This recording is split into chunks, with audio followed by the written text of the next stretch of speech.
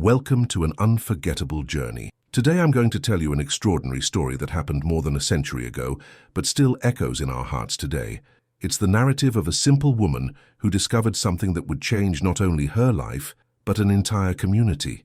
A story about justice, redemption, and the transformative power of human kindness. Imagine for a moment, what if you found a treasure buried in your backyard? What would you do? I love knowing that our story reaches so many different places. And don't forget to leave your like if you enjoy the narrative and subscribe to the channel for more exciting stories like this one. Year 1885. Location: Santa Rita do Prata, a small town in the interior of Minas Gerais, Brazil. September of 1885 had arrived in Santa Rita do Prata with its cold mornings and golden sun afternoons, bringing with it the perfume of the Suriname cherries and the distant murmur of the creek that cut through the city like a silver scar. This is just one of the questions that this story will answer in surprising ways. Before we begin, tell me in the comments, where are you watching from? What city? What state? It was this time of year when shadows seemed longer and silences heavier. Benedita awoke that morning with her heart tight, as always happened since Felisberto had departed 3 months before, taken by the malaria that had ravaged the region. The straw mattress creaked under her thin body when she got up, and her bare feet found the cold floor of the small rented house where she had raised her 3 children. Domingos, 12 years old, already moved through the kitchen with the silent precision of one who had assumed responsibilities too early. Esperanza, 9, combed the brown hair of Inocencio, the youngest at 6, whispering a song their mother had taught her. The scene touched Benedita as always. There were her 3 treasures, oblivious to the approaching storm. The yellowed paper on the kitchen table awaited her like a vulture. It was the second rent collection notice, and the words seemed to dance before her tired eyes. 15 days for eviction. 15 days to find a miracle. Benedita folded the paper slowly, like one who folds a map of a country they will never be able to visit. Her fingers, calloused by embroidery needles and candy pots, trembled slightly. She knew every corner of that house, the humidity stains on the living room wall, the broken step at the entrance, the kitchen window through which morning light entered. How could she tear her children away from there? It was then that Donna Generosa appeared in the yard, bringing fresh eggs and news. The healer was 75 years old and had eyes that seemed to hold all the city's secrets. She sat in the straw chair under the guava tree and observed Benedita in silence for a few moments. "Child," she said finally, her voice hoarse like wind through dry leaves, "I heard that Colonel Candido is wanting to sell that land near the slaves' cemetery." Benedita raised her eyes, surprised. That land was known by everyone in the city, but no one dared speak of it openly. Whispered stories told of strange lights that appeared on moonless nights, of moans that came from the earth when it rained, of plants that were born crooked and died before their time. "They say he's selling it cheap," continued Donna Generosa, stirring sugar in her coffee with a worn wooden spoon. "Very cheap." Benedita's heart accelerated. She knew exactly where the small treasure that Felisberto had hidden was kept. 80,000 reis in gold coins, the fruit of years of savings. He had never told her where that money came from, and she had never asked. "How cheap?" she whispered. 80,000 reis. The world seemed to stop. It was exactly what she had. That afternoon, while the children played in the yard, Benedita sat in her sewing chair and looked through the window toward the mountains that surrounded the city. Somewhere among those hills was the cursed land, waiting for someone brave enough to face its ghosts. What she didn't know was that some ghosts, when faced with courage, reveal treasures that go far beyond gold. How could a desperate widow imagine that a haunted piece of land held secrets capable of transforming entire lives? The next morning brought a fine drizzle that transformed the dirt streets into slippery paths. Benedita put on her black dress, the only one she had owned since Felisberto's death, and walked to Colonel Candido's house in the center of town. The residence was imposing, with its whitewashed walls and blue-painted wooden windows. The iron gate creaked like a wounded animal when Benedita pushed it. In the garden, the roses had withered in the cold, and their dark petals speckled the ground like drops of dried blood. Colonel Candido received her in his parlor, where the aroma of rope tobacco mixed with the smell of leather from the antique furniture. He was a tall, thin man with graying mustache and eyes that always seemed to be calculating something. When Benedita mentioned the land, she noticed how his fingers clenched around his wooden cane. "Donna Benedita," he said, his voice carrying a poorly disguised relief, That land, well, you know the stories. She nodded silently. She knew the legends. The land had belonged to a farmer named Norberto Silveira, who had disappeared 40 years before under mysterious circumstances. Since then, no one had been able to make anything grow on that earth. The few who tried to plant there saw their seeds rot in the soil, and many swore they heard strange voices on stormy nights. "It's good land for building," continued the colonel, avoiding looking directly at her. "It just needs some blessings." The deal was closed right there, with a speed that surprised Benedita herself. The colonel seemed too eager to rid himself of that property, like someone freeing themselves from a stone in their shoe. He didn't even discuss the price. Before leaving, Benedita asked about Father Lorenzo. "For the blessings," she explained. The colonel's eyes brightened with approval. "Good idea, Donna. The priest has holy water and a silver crucifix that belonged to his grandfather. If anyone can cleanse that land, it's him." 2 hours later, Benedita walked through the land for the first time. It was a rectangle of red earth situated on a small hill, surrounded by trees that grew crooked, as if trying to move away from the soil. The silence there was different. Not nature's comforting quiet, but something heavier, as if the earth itself was holding its breath. Father Lorenzo arrived at the end of the afternoon, carrying his leather satchel where he kept the sacred objects. He was a young man, about 30 years old, with kind eyes and hands that trembled slightly, not from fear, Benedita noticed, but from a heightened sensitivity to spiritual things. "There is something in this earth," he murmured, kneeling to touch the soil, "something that weighs heavy." The ritual lasted until nightfall. The priest walked through the entire terrain, sprinkling holy water and praying in Latin, his silver crucifix gleaming in the golden light of the sunset. At a certain moment, near the center of the land, he stopped abruptly. "Here," he said, his voice low and tense. "It's here that the pain is strongest." Benedita watched as he planted a wooden cross in the spot, his prayers becoming more fervent. When he finished, the priest was pale and sweaty, like someone who had just carried an invisible weight. "The earth is clean now," he said, putting the crucifix back in the satchel. "But Donna Benedita, if you find anything buried here, seek me out first. Some things that remain in the earth carry more than mud." That night, alone on her new land under a starry sky, Benedita felt for the first time in months something she had forgotten: hope. The wind blew softly through the trees, and she could swear the plants already seemed a little greener. But what had Father Lorenzo sensed in that soil? And why did his hands tremble so much when he touched the earth where he would plant the cross? September advanced with its dewy mornings and luminous afternoons. Benedita woke before sunrise every day and walked to her land, where she had begun building a small house with help from Domingos and some sympathetic neighbors. The wood smelled of eucalyptus and promises, and each nailed board sounded like a heartbeat of hope. In the 3rd week after the blessing, she decided she needed to dig a well. The city had a public fountain, but it was too far away to carry water every day. Domingos suggested a location near the center of the land, where the earth seemed more humid. "There, mother," said the boy, pointing to a place about 3 meters from the wooden cross the priest had planted. By the color of the earth, Benedita took the old hoe she had received from Donna Generosa and began to dig. The soil was soft after recent rains, and the red earth stuck to her hands as if wanting to tell her secrets. Esperanza and Inocencio played nearby, collecting colorful pebbles and making mud castles. It was when the hoe struck something solid. The sound echoed differently, not the dull thud of a stone, but something hollow, like wood. Benedita stopped, her heart racing. For an instant, she remembered the priest's words about things that remain in the earth, but curiosity was stronger than fear. She dug around more carefully, using her hands to remove the earth. Soon, a side of dark wood appeared, then another.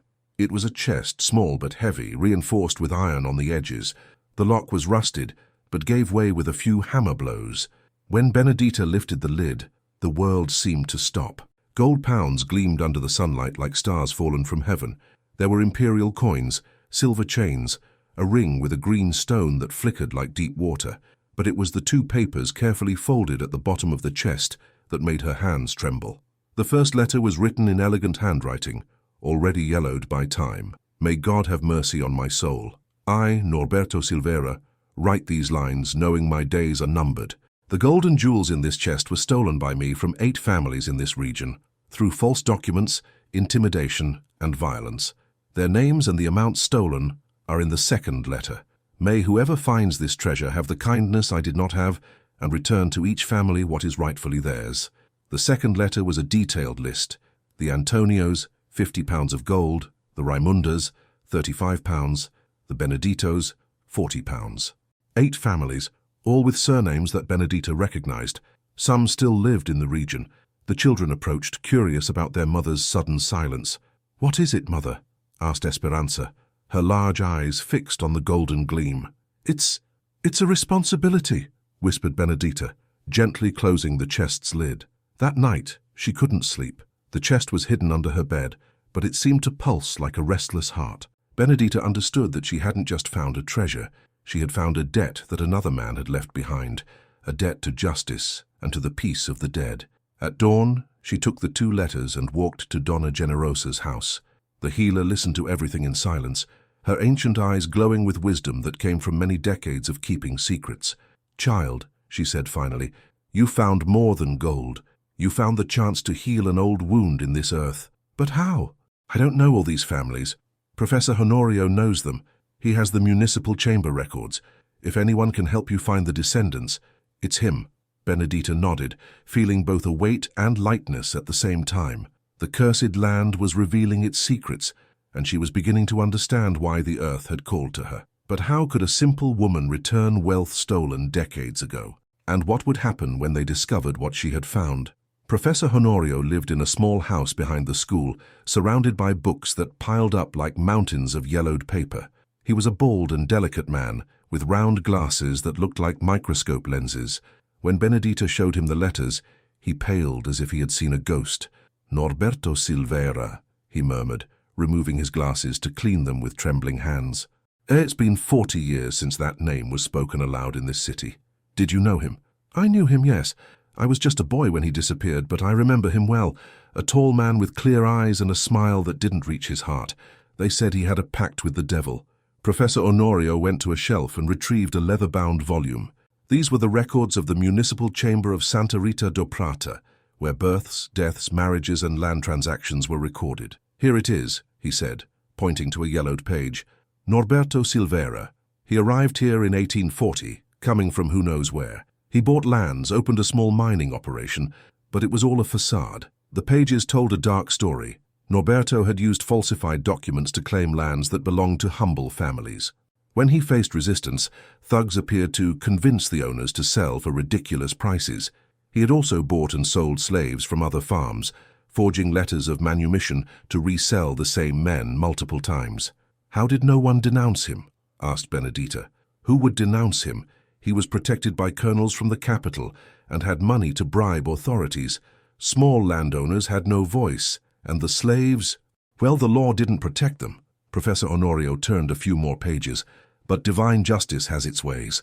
In 1845, a group of quilombolas from the mountains discovered that Norberto was capturing fugitive slaves to resell them. One night, he simply disappeared. No one ever heard from him again. Did he die? Donna Generosa can answer better than I. She was there. The sun was setting when Benedita found the healer in her yard, gathering herbs for her healing teas. Donna Generosa's wrinkled hands trembled slightly when she heard Norberto's name. 40 years, she sighed, sitting in a straw chair. 40 years, and I still smell the fear he left wherever he went. Were you there when he disappeared? I was. I was already a midwife and healer at that time, and the quilombolas sought me out when they needed help. That night, they brought Norberto tied up like a pig for slaughter. He had blood on his shirt. I don't know if his or someone else's he had hurt. Donna Generosa paused to take a sip of water, her eyes lost in memories. The quilombola leader was named Benedito, like one of the families on your list. He said that Norberto had killed 2 of his brothers who were trying to escape. The trial was quick, death by hanging. They killed him? They killed him, yes. But before dying, he confessed everything. He spoke about the hidden gold, about the families he robbed, about the remorse that ate at him inside. He said he would only have peace when the gold returned to its owners.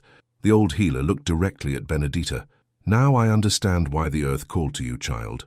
You were chosen to do what Norberto didn't have the courage to do in life. That night, alone in her house, Benedita looked at the hidden chest and felt the weight of responsibility.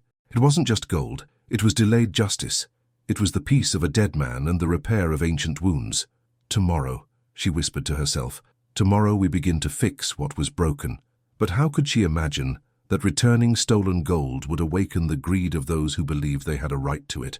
The next morning brought a cold wind that swayed the tree leaves like warning flags. Benedita put on her wool shawl and walked to Professor Honorio's house, carrying with her Norberto's 2 letters and a determination that grew like a plant after rain.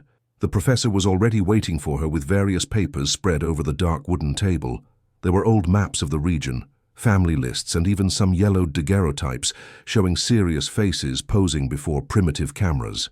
I managed to identify the 8 families, he said, adjusting his glasses. 3 still live in the region. 2 moved to nearby farms, 1 went to the capital, and 2, well, 1 died in an epidemic, and the other scattered to the winds. Benedita sat down slowly, absorbing the information. And the descendants. From the Antonios we have Senior Manuel, a retired muleteer who lives with his daughter on Flores Street. From the Raimundas, there's Donna Joaquina, a widow with 5 small children. She can barely support the family washing clothes. From the Beneditos, he made a significant pause, we have Benedito José and his wife Benedita, former slaves who bought a small piece of land after manumission. Benedita's heart warmed to hear that she shared a name with another woman, fighting for dignity. From the Josés we have Joaquim José the blacksmith, but he's been struggling since the regional colonel began bringing horseshoes from the capital. From the other families I managed to locate addresses, but travel will be necessary. Professor Honorio got up and went to the window, observing the street's movement. Donna Benedita, what you intend to do is noble, but also dangerous. When people begin receiving gold without explanation, questions arise, and questions attract unwanted attention. What do you suggest? We need a trustworthy intermediary, someone who can deliver the amounts without revealing the source directly. I thought of Father Lorenzo. People trust him and he already knows the land's story. The idea was sensible, but Benedita hesitated. What if the priest refuses? He won't refuse, said a voice at the door. It was Donna Generosa, who had arrived silently as always. The healer entered without ceremony and sat in a straw chair. The priest is a good man. When he learns the complete story, he'll help. But you need more than an intermediary. You need protection. Protection from what? From Colonel Candido. He sold that land too quickly, too easily. A man like him always suspects when a deal that's too good doesn't cause problems. If he starts seeing strange movement there, he'll want to know why. Professor Honorio nodded gravely. Donna Generosa is right. We need a careful plan. The 3 spent the entire morning elaborating a strategy. First, Father Lorenzo would be informed of the situation and invited to participate as a spiritual intermediary. After all, returning stolen goods was work of Christian conscience. Second, the deliveries would be made gradually, over a period of months, always with plausible justifications. Donation from anonymous parishioners, inheritance from distant relative, church raffle prize. And the delegate, asked Benedita. Shouldn't we notify the authorities? Delegate Prudencio is an honest man, said the professor, but for now it's better to maintain discretion. If need arises, he'll be our last resort. Donna Generosa got up, arranging her shawl over her shoulders. There's one more thing you need to know. Those 8 families, they weren't the only ones Norberto robbed. They were just the last ones, the ones he managed to write down before dying. If this works out, other stories might appear, other people seeking reparation. The observation brought heavy silence to the room. Benedita understood that she had found not just a treasure, but a responsibility that could grow beyond her capacity to manage. One thing at a time, she murmured, more to herself than to the others. One family at a time. That afternoon, the 3 visited Father Lorenzo in his small house beside the church. The young priest listened to the entire story in silence, his pale hands intertwined on the table. When they finished telling it, he closed his eyes like one who prays silently. It's God's work, he said finally. I accept to help. But none of them imagined that their careful plans had already been observed by attentive and greedy eyes. Autumn arrived in Santa Rita do Prata, painting the leaves gold and reddish, as if nature itself celebrated the justice finally being done. For 2 weeks, Father Lorenzo discreetly visited the identified families, always carrying his leather folder and a carefully prepared story. The first was Donna Joaquina Raimunda, the widow who washed clothes to support 5 children. Benedita observed her from afar when the priest arrived at her little adobe house at the end of the afternoon. The woman was hanging sheets on the clothesline, and her red hands contrasted with the white of the fabrics swaying in the wind. "Donna Joaquina," said the priest, removing his hat, "I bring good news. An anonymous parishioner, touched by your situation, asked me to deliver this." The small leather bag contained exactly 35 pounds of gold, as specified in Norberto's letter. Donna Joaquina opened the bag and her legs wobbled. She sat on a small wooden stool and began to cry, first quietly, then in sobs that echoed through the yard. "Father," she whispered through tears, "this is enough money to buy a small house and still have some left for the children to study. God provides, my daughter, but there's one condition. No one can know who donated it. It's a confession secret." Benedita, hidden behind the bamboo fence, felt a warmth in her chest that she hadn't experienced in months. This was how justice should be: silent, generous, restorative. The second visit was to Signor Manuel Antonio, the old muleteer. He lived in a small house at the back of his daughter's property, and spent his days mending harnesses and telling stories to his grandchildren. When he received the 50 pounds of gold specified on Norberto's list, the elderly man remained silent for long minutes. "Father," he said finally, his voice hoarse with emotion, "I knew that one day justice would come. My father always said that stolen gold brings peace to no one." "Your father?" "He was one of Norberto Silvera's victims. He lost our little farm in a scheme of false documents. He died poor, but always believing that God would settle the accounts." The priest swallowed hard, understanding that he was participating in something greater than he had imagined. The third family were the Beneditos, Benedito José and his wife, who bore the same name as the invisible benefactor. They had bought a small property with sacrifice after manumission, but debts were suffocating them. When they received their 40 pounds, Benedito José knelt right there at the door of the house. "This is a miracle," he murmured. "Pure miracle." His wife cried silently, embracing the money against her chest like one who embraces a lost child. Joaquim José, the blacksmith, reacted differently. He was a big, strong man with hands calloused by hammer and forge fire. When he saw the gold, his eyes narrowed with suspicion. "Father, with all respect, there's no anonymous parishioner rich enough to be distributing gold like this. Where does this really come from?" Father Lorenzo maintained his calm, as he had agreed with the others. "Joaquim, there are things that must remain secret to protect both the giver and the receiver. What's important is that this money is not stolen or dirty. It's a just reparation." The blacksmith studied the priest's face for long seconds, then nodded slowly. "If you guarantee it's clean, I accept, but I owe an explanation to my conscience." "The explanation will come in due time," the priest promised. The other families lived farther away, some days of travel. Professor Honorio offered to accompany the priest on these journeys, using his school vacation as a pretext. They took 2 weeks to locate and visit the Deolindas, farming family, the Sebastiois, bankrupt merchant, the Nazares, widow seamstress, and the Felicianos, large family with 9 children. Each delivery was a small redemption. Tears of relief, whispered prayers, promises of a better life. Benedita accompanied some of these visits from afar, always discreet, always moved. When they finished, a considerable amount still remained in the chest, money destined for the 2 families that couldn't be located, plus some jewels of uncertain value. "What do we do with the remainder?" asked the professor in a secret meeting at Donna Generosa's house. "We keep it," said the healer. "Other descendants might appear, other stories. And you'll need reserves for emergencies." "Emergencies?" Donna Generosa looked through the window, where the first stars were beginning to shine. "Money appearing from nowhere attracts attention, and attention awakens greed. Keep your strength. The storm hasn't passed yet." Her prophetic words would echo sooner than any of them imagined. May arrived with its frosty mornings and still golden afternoons, but also brought whispers that ran through the city like wind through dry leaves.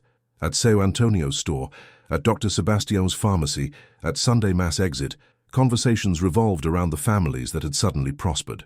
Colonel Candido was not a man to let coincidences pass unnoticed.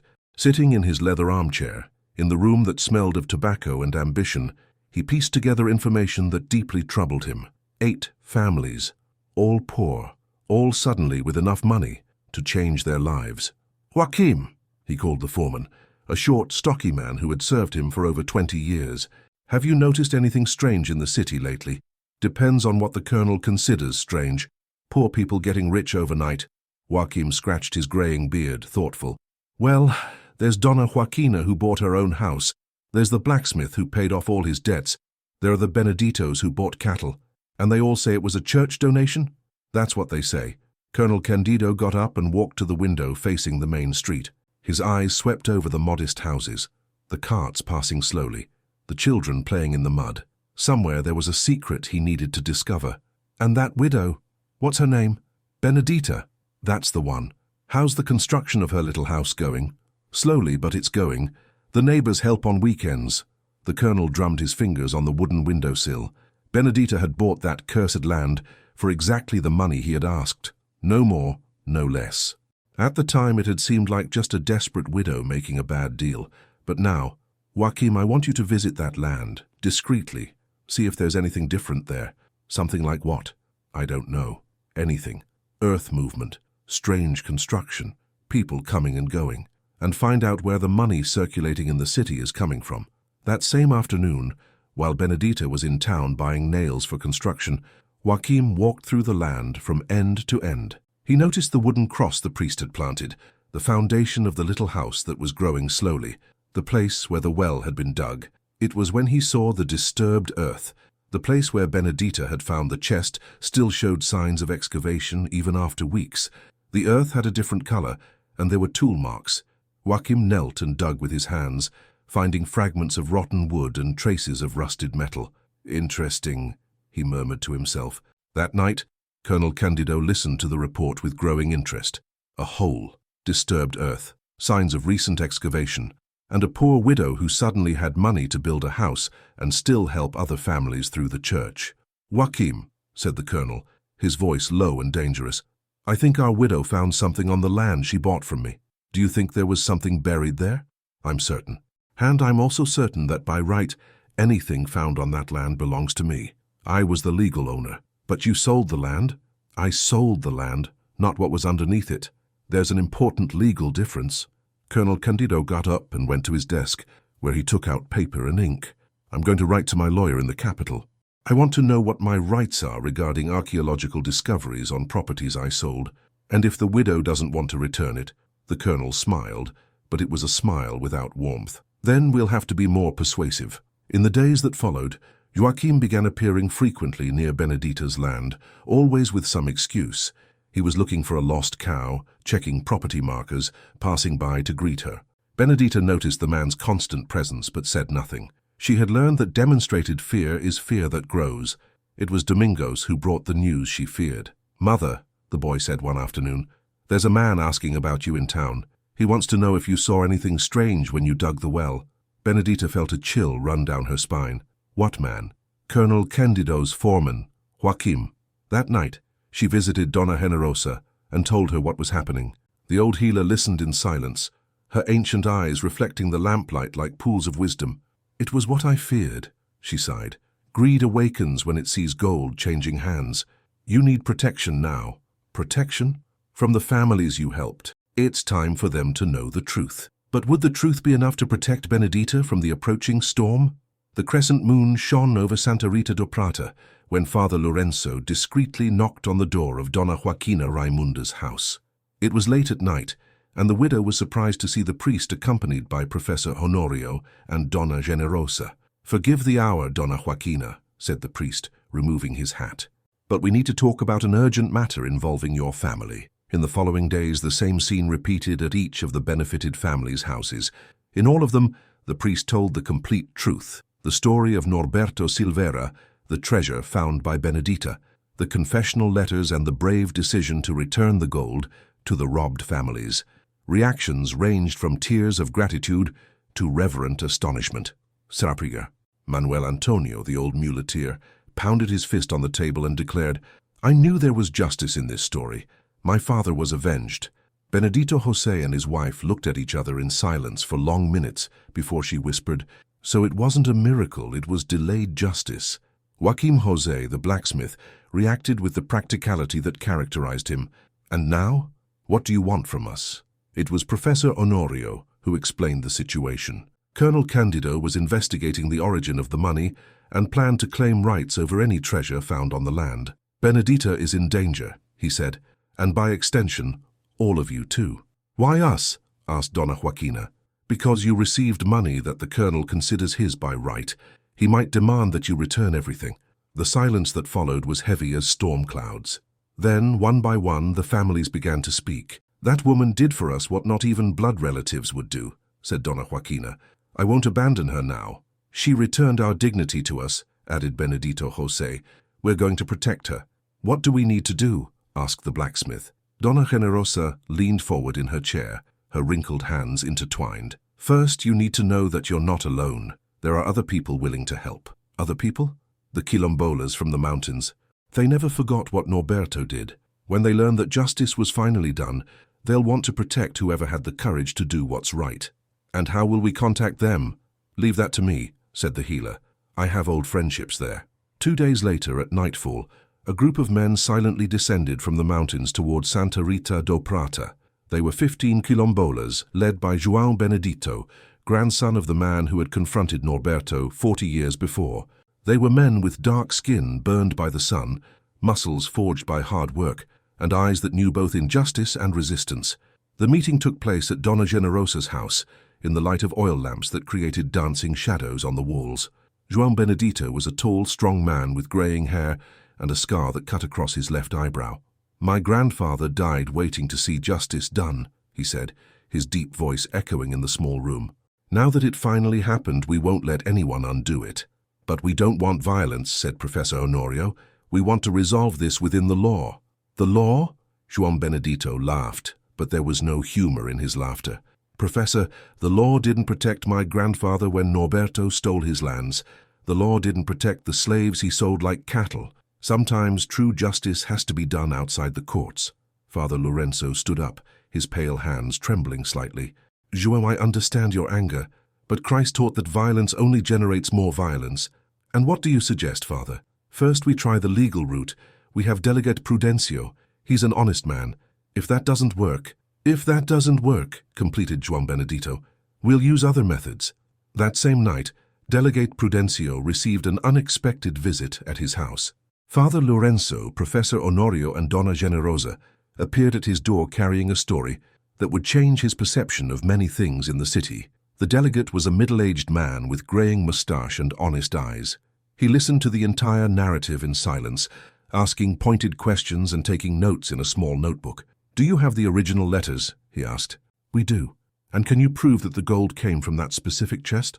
"The wood and metal fragments are still at the excavation site," said the professor. Delegate Prudencio closed the notebook and leaned back in his chair. "Legally, the situation is complicated. Benedita bought the land legitimately, so anything found on it belongs to her. But Colonel Candido might claim he sold only the surface, not subsurface rights. And how do we resolve this? With documents? I need to see the sales contract. If it doesn't specify subsurface rights, then Benedita is protected by law." The contract was examined the next morning. It was a simple document that sold the land and everything found on it. Professor Honorio smiled when he read the clause. Colonel Candido was greedy when drafting the contract. He wanted to rid himself of any responsibility for that land, so he relinquished all rights. "Does this mean we're safe?" asked Benedita. "Legally, yes. But knowing the colonel." As if summoned at that exact moment, Joaquim appeared on Benedita's land, this time accompanied by 3 armed men that no one in the city knew. The war had begun. Would the law be sufficient to stop the greed of a man accustomed to taking what he wanted? The sun rose between heavy clouds when Benedita saw the 4 men approaching her property. Joaquim came in front, and the 3 strangers followed with the unmistakable gait of those accustomed to violence. She called Domingos and sent the boy running to town to fetch the delegate. "Donna Benedita," said Joaquim, stopping a few meters from the wooden cross the priest had planted, "Colonel Candido would like to have a conversation with you." "About what?" "About certain discoveries you may have made on this land." Benedita kept her voice firm, though her heart raced. "I don't know what you're talking about." "Of course you do. You dug a hole right here." He pointed to the still visible excavation site and found something that belongs to my boss. This land was bought legally. Everything on it belongs to me. One of the armed men stepped forward, his hand resting on the revolver's handle. "You're going to have to come with us to clarify this situation." It was then they heard the sound of footsteps in the surrounding woods. João Benedito emerged from among the trees, followed by 5 quilombolas. They weren't running or seemed agitated. They walked with the calm of those who know exactly their strength. "Is there a problem here?" asked João, his voice low but loaded with authority. Joaquim paled. "This is none of your business. Anything that happens on this land is our business. This woman returned to our families what was stolen 40 years ago. She's under our protection." The tension in the air was palpable. The colonel's armed men looked nervously at the quilombolas, calculating their chances. It was 6 against 4, but the quilombolas had the advantage of knowing every tree, every stone, every trail in the region. "You can't stop a legal investigation," said Joaquim, trying to maintain authority in his voice. "Legal?" João Benedito laughed. "You came here with armed men to intimidate a widow. Doesn't seem very legal to me." It was when Delegate Prudencio came running, followed by Professor Honorio and Father Lorenzo. Domingos had fulfilled his mission. "What's happening here?" asked the delegate, panting. "A discussion about property rights," said Joaquim. "Donna Benedita found something on this land that belongs to Colonel Candido." Delegate Prudencio took a paper from his coat pocket. "I have here the sales contract for this land. It clearly specifies that Colonel Candido sold the land and everything found on it. Legally, any discovery belongs to the new owner. But there are no buts, Joaquim. The law is clear, and now I want you to leave this property." The armed men hesitated, looking from Joaquim to the quilombolas and back to the delegate. The situation was clearly out of their control. "This won't end here," murmured Joaquim as he withdrew. "We hope it will," responded Juan Benedito. When the invaders left, Benedita sat on a tree stump, her legs trembling with relief and tension. Father Lorenzo approached and placed a gentle hand on her shoulder. "Benedita," he said softly, "we need to talk about something. Yesterday, while I was praying here near the cross, I noticed something strange." "What?" "The ground near the cross is different, as if there was something buried there too." Everyone looked at the spot indicated by the priest. Indeed, the earth around the cross had a slightly different coloration, and the plants grew irregularly. "Do you think that—" began Professor Honorio. "There's only one way to find out," said Juan Benedito, taking a hoe that was leaning against the wall of the house under construction. They dug carefully, always near the cross but without removing it. At 2 meters deep, the hoe struck something solid. This time it wasn't wood, it was bone. Father Lorenzo made the sign of the cross. "My God!" They continued digging more carefully, using their hands to remove the earth. Soon human bones appeared, an almost complete skeleton, lying as if it had been buried with some ceremony. Alongside the bones were personal objects, a gold ring, a silver chain, and a small wooden crucifix. "It's not just one person," whispered Donna Generosa, who had arrived during the excavation. "There are more." She was right. In the hours that followed, they found the mortal remains of at least 5 people, all buried in an organized fashion, like an improvised cemetery. With each skeleton there were personal objects, rings, chains, religious medals, sometimes coins. "Here are Norberto's other victims," said Juan Benedito, his voice heavy with emotion. "The people he killed who were never found." Professor Honorio carefully examined the objects. "These belongings, some have initials engraved. We could try to identify the families." "No," said Benedita softly. "We won't try to identify anyone." Everyone looked at her, surprised. "We're going to give them what they deserve, a Christian burial, a cross with a name, and peace. But we won't stir up old sorrows. Some wounds need to heal." Father Lorenzo nodded slowly. "Benedita is right. Let's transform this place into what it should always have been, a dignified cemetery." That afternoon, while carefully covering the mortal remains and preparing the site to become a small cemetery, Benedita understood that she had found much more than gold on that land.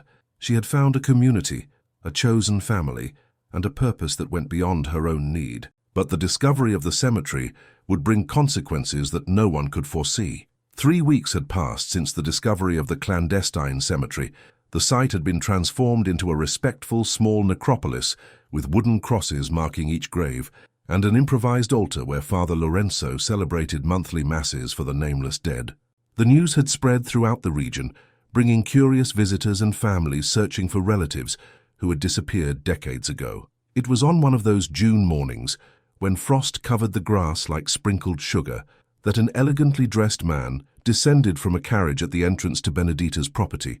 He was tall and thin, with dark hair combed with pomade and clothes that revealed urban origin. He carried a leather briefcase and walked with the hesitant posture of someone unaccustomed to stepping on dirt ground. "Donna Benedita?" he asked, removing his hat in an educated bow.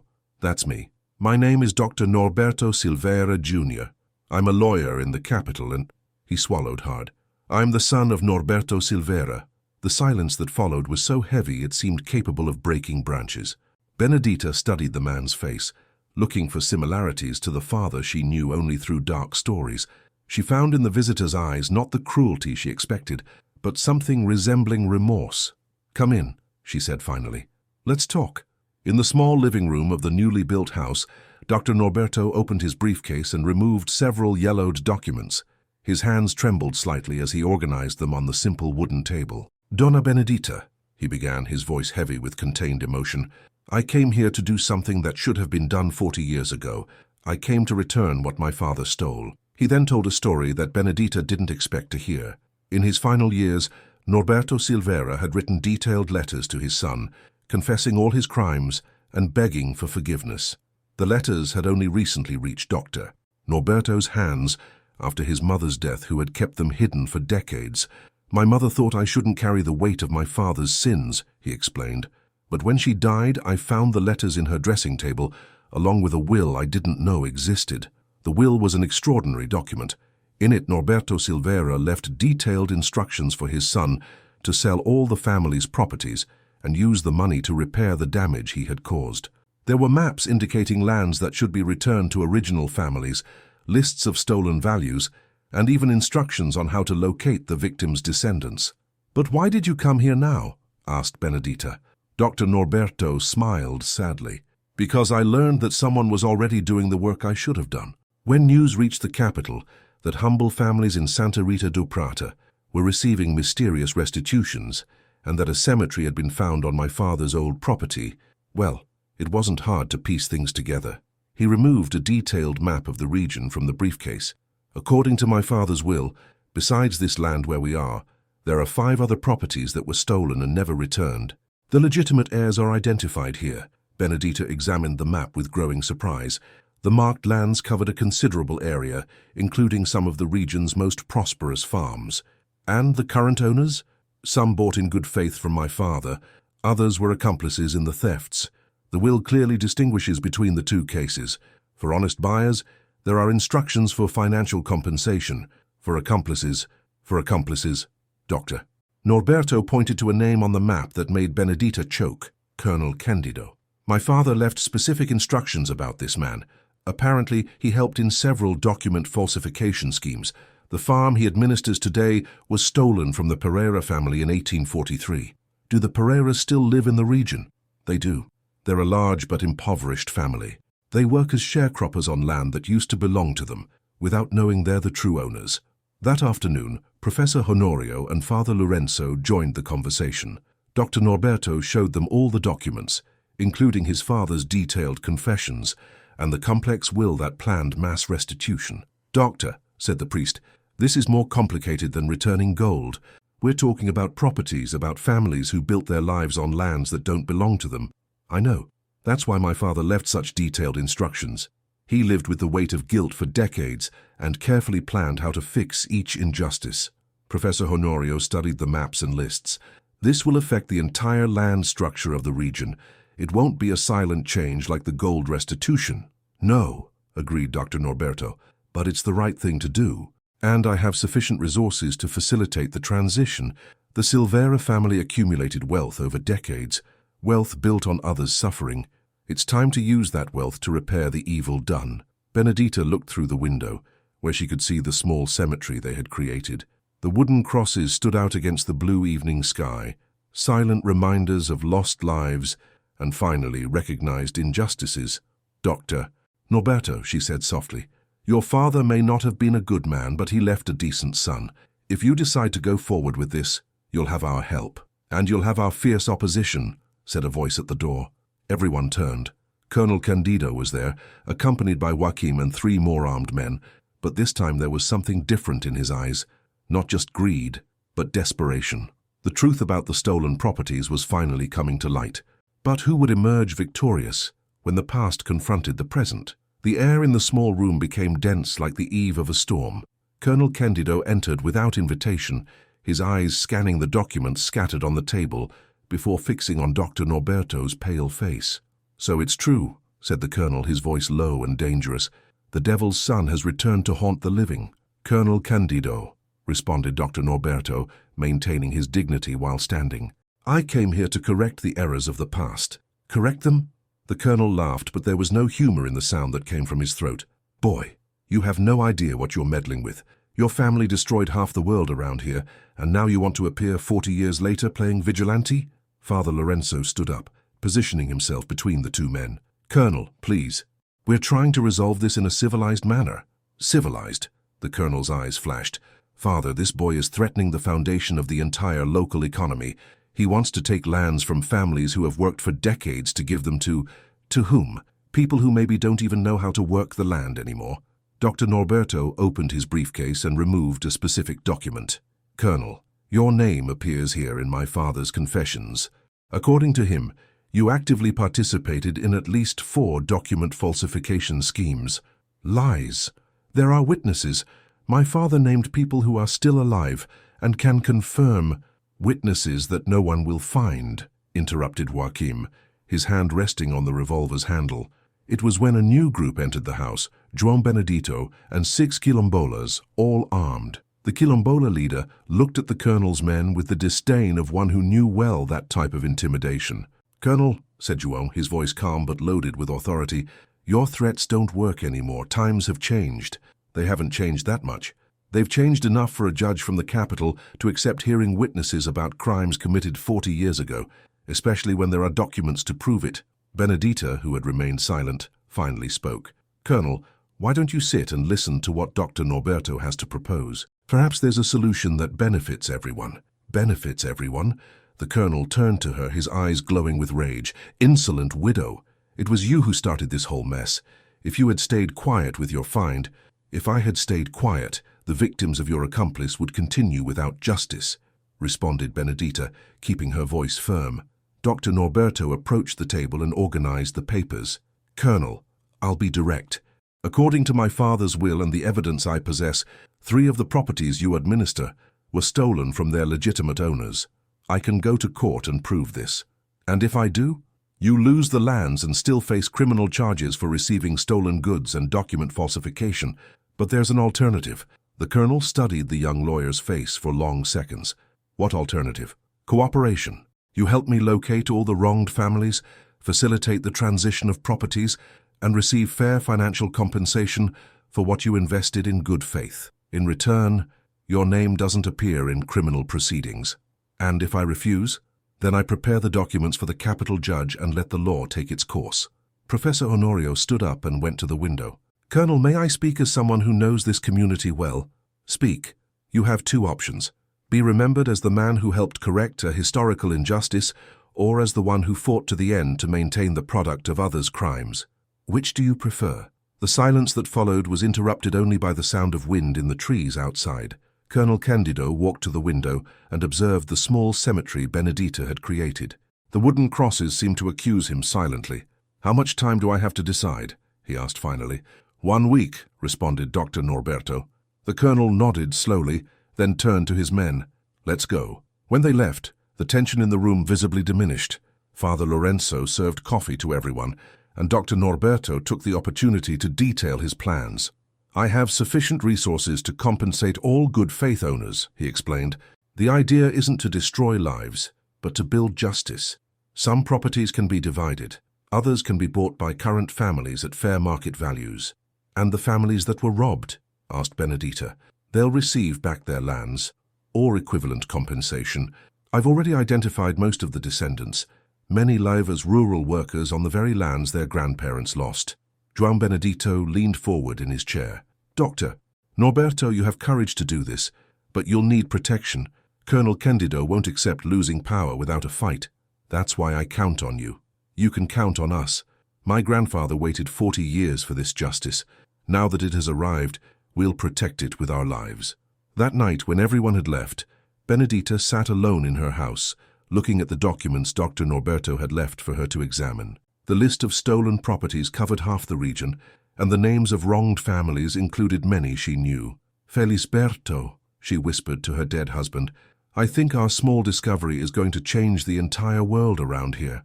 Outside, the wind swayed the cemetery crosses as if the dead also knew that justice was finally on its way. But would the colonel accept the proposal peacefully or choose the path of violent resistance? The week following Dr. Norberto's visit was marked by tension that hung over Santa Rita do Prata, like a storm cloud refusing to break. Colonel Candido hadn't appeared in public since the meeting at Benedita's house, but his presence was felt through rumors that ran through the streets like floodwater.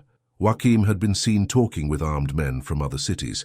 Strange shipments arrived at the colonel's farm during the early morning hours.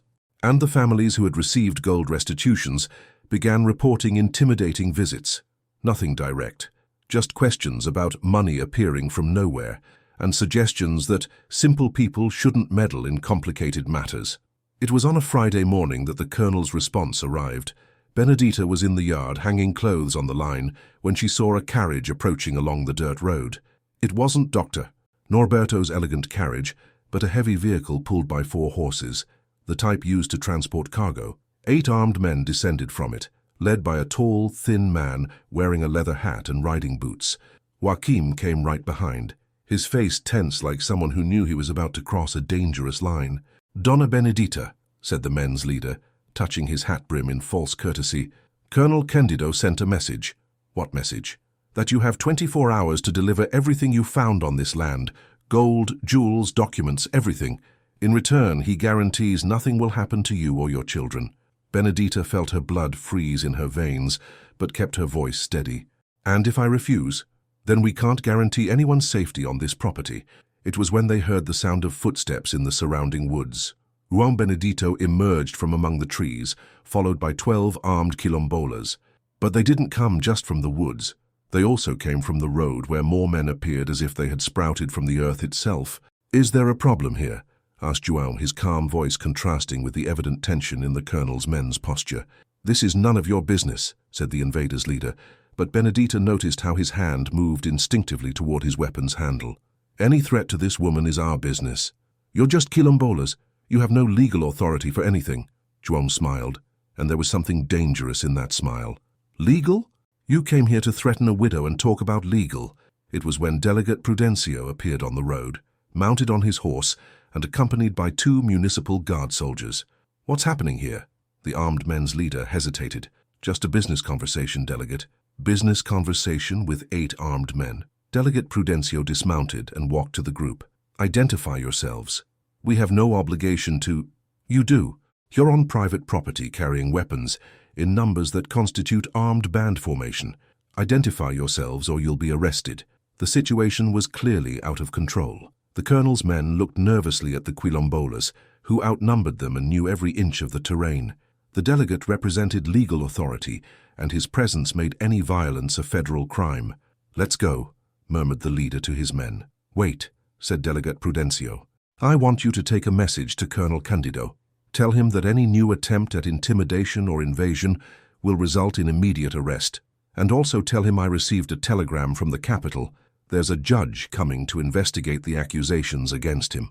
The men left in silence, leaving only dust and tension in the air. When the carriage disappeared around the road's curve, Benedita finally allowed her legs to tremble. "Delegate," she said, "is it true about the judge?" "It's true. Dr. Norberto sent a formal petition to the Court of Appeals. The judge should arrive on Monday." That afternoon they gathered again at Benedita's house. She, Dr. Norberto, who had arrived from the capital, Professor Honorio, Father Lorenzo, Donna Generosa, João Benedito, and the delegate. The small room was crowded, but no one minded the discomfort. "The situation has escalated beyond what we expected," said Dr. Norberto. "The colonel chose the path of violent resistance. And now?" asked the professor. "Now we wait for the judge to arrive and do justice within the law. But until Monday, we need to ensure everyone is safe." João Benedito stood up. "My men will take guard shifts at this property and at the benefited families' houses. Colonel Candido may have gunmen, but we know this land like no one else. And I'll stay in town," added the delegate. "Any suspicious movement will be investigated immediately." Dr. Norberto opened his briefcase and took out an official document. "There's one more thing. I got a judicial order blocking all disputed properties." Starting tomorrow, nothing can be sold or transferred until the case is judged. This will make the colonel even more desperate, observed Donna Generosa. Perhaps. But it will also prevent him from destroying evidence or transferring assets to third parties. That night, Benedita put her children to bed earlier and sat at the house door, watching shadows moving in the woods. She knew that Juan Benedito's men were there, protecting her family. But she also knew that somewhere in the darkness, other men were planning violence. Domingos approached her, carrying an old shotgun that had belonged to his father. "Mother, if something happens, I know how to shoot." "I know you do, my son, but let's hope it won't be necessary." "Mother, do you regret it? Finding the gold, making all this mess?" Benedita looked at the small cemetery where wooden crosses stood out against the starry sky. "No, son. Some things in life are more important than our own safety. Justice is one of them. But would justice be enough to overcome 4 decades of power and corruption?" Monday dawned with clear skies and cold air, as if nature itself wanted to provide clarity to the day that would define so many lives' destiny. Dr. Manuel Teixeira, judge from the Court of Appeals, arrived in Santa Rita do Prata in an official carriage escorted by 6 Imperial Guard soldiers. He was a middle-aged man with graying hair and eyes that seemed accustomed to unraveling lies. The hearing was scheduled for 2 o'clock in the afternoon at the municipal school, the only place in town with enough space to accommodate all interested parties. Professor Honorio had reorganized the desks into an improvised courtroom with a large table for the judge and chairs arranged for witnesses and observers. Benedita arrived accompanied by Dr. Norberto, who carried 2 bulky folders with documents. Behind them came the 8 benefited families, all dressed in their best clothes, their faces grave with understanding of the moment's importance.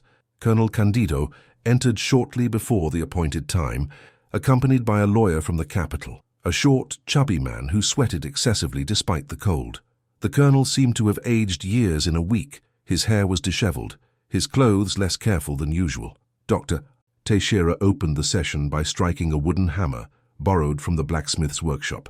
"We are here to judge the question of disputed rural properties and accusations of crimes against patrimony committed by Norberto Silveira and his possible accomplices." The first to speak was Dr. Norberto, who methodically presented all documentation, his father's confessional letters, the detailed will, maps with stolen properties, and lists of wronged families. His voice was clear and objective, as befitted an experienced lawyer. "Your Honor," he said, "my father left not just confessions, but also a detailed reparation plan. I came here to execute his posthumous will and correct 40 years of injustice."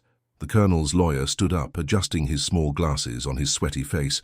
"Your Excellence, these are just letters written by a man dead for decades. There are no living witnesses, no material proof. It's impossible to base legal decisions on documents of dubious veracity." It was when João Benedito asked to speak. The judge hesitated. A quilombola had no legal status to officially testify, but decided to hear him as an informal witness. "Judge, sir," said João, removing his hat in respectful reverence, "my grandfather Benedito was one of Norberto Silveira's victims.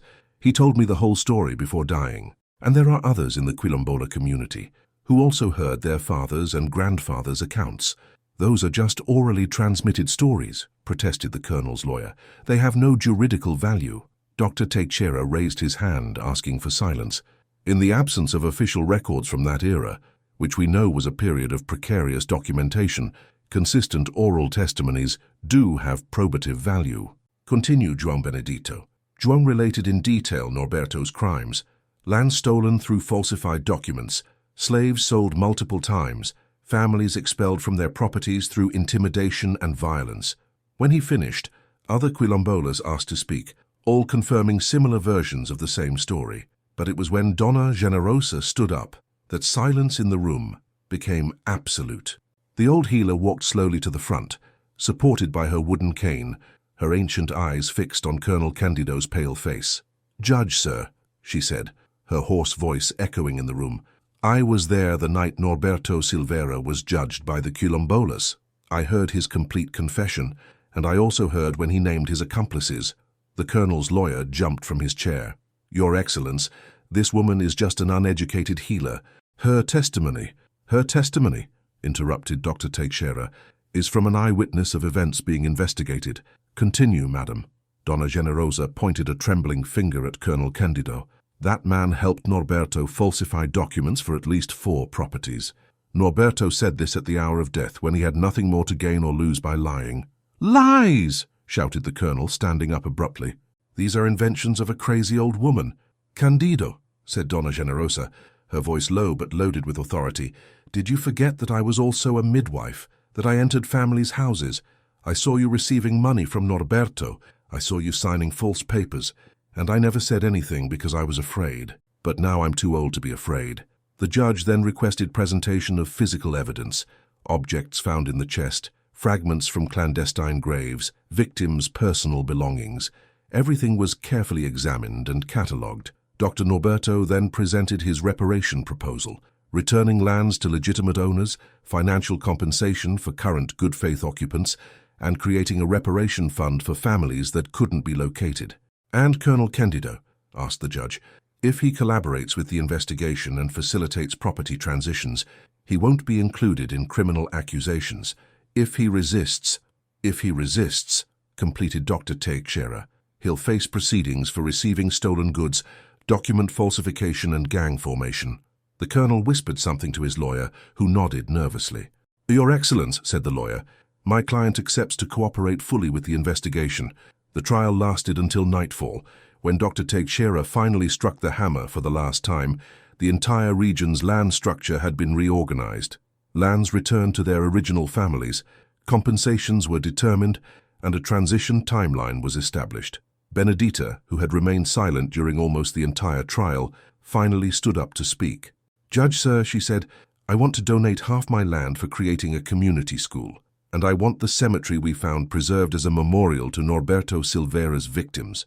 Dr. Teixeira smiled, the first smile he had shown all day. "Donna Benedita, your proposal is accepted and will be included in the final sentence." When they left the school, it was already deep night. Families embraced and cried, some with relief, others with gratitude. Juan Benedito approached Benedita and respectfully kissed her hand. "Madam," he said, 40 years later, my grandfather finally rests in peace. Justice had been done, but what transformations would it bring to that small town and its families? 2 years had passed since the trial that changed Santa Rita do Prata. Autumn of 1887 had arrived, painting the leaves with tones of gold and red, and the small town had transformed into a prosperous and united community like never before in its history. On the land where Benedita had found the cursed treasure, now stood a small white-painted wooden school, surrounded by a garden where children from all families, former victims and former beneficiaries of injustice, played together during recess. Professor Honorio had assumed the school's direction, helped by Domingos, now 14, and already showing natural talent for teaching. The cemetery had been expanded and carefully organized.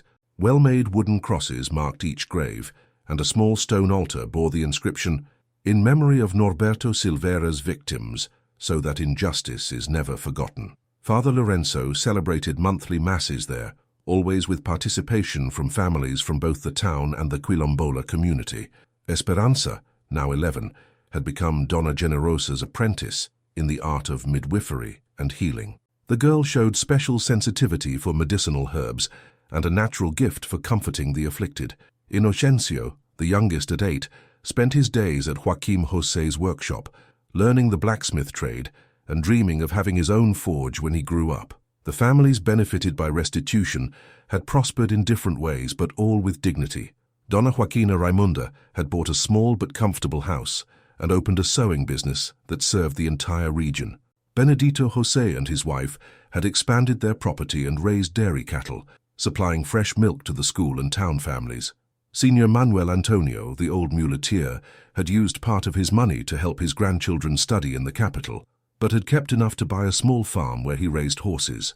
Joaquim José had expanded his blacksmith workshop and now employed 2 apprentices serving farms from 3 neighboring towns. Dr. Norberto Silveira Jr. had moved permanently to Santa Rita do Prata, transforming his father's old house into a kind of popular law office, where he offered free legal services to humble families. He never married, dedicating all his energy to repairing the damage caused by his father. Colonel Candido had lost his main properties, but had received sufficient compensation to maintain a comfortable life on a smaller farm. Curiously, The forced humiliation had transformed him into a better man. He now treated his workers with respect and paid fair wages, as if he finally understood that true power comes from respect, not fear. João Benedito and the Quilombola community had become official partners of the town in various community projects.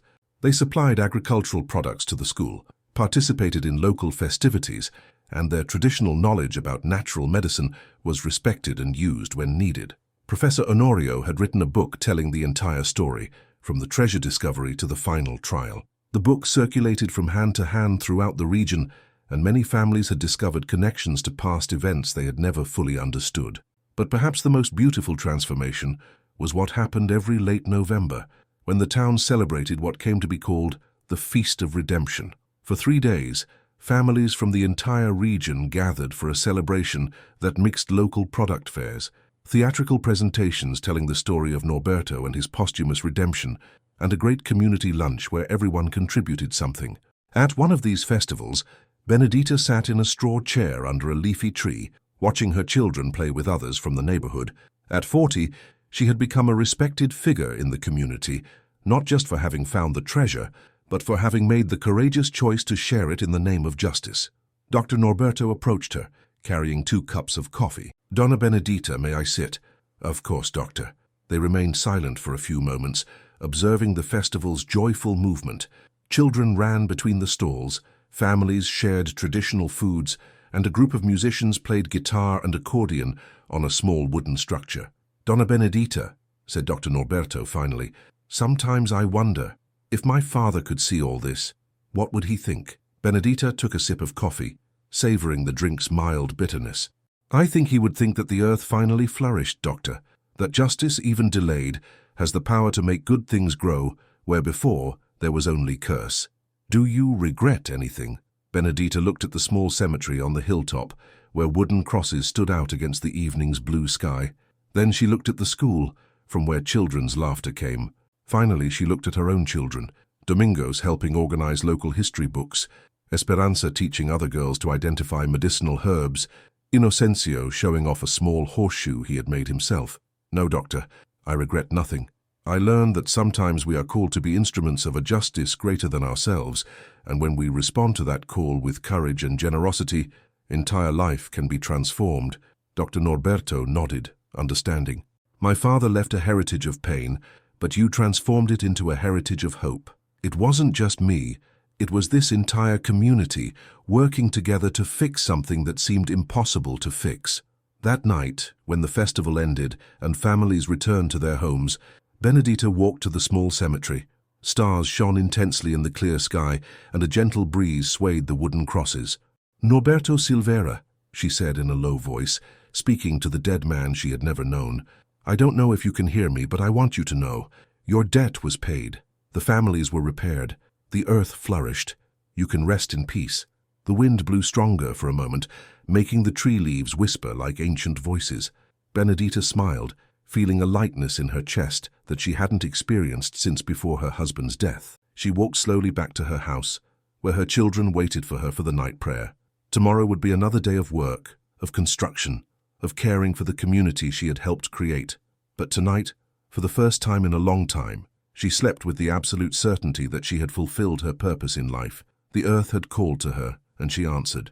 And from that answer was born a justice that transformed not just individual lives, but an entire community, proving that sometimes the greatest treasures are not those we find buried, but those we create when we have the courage to do what is right.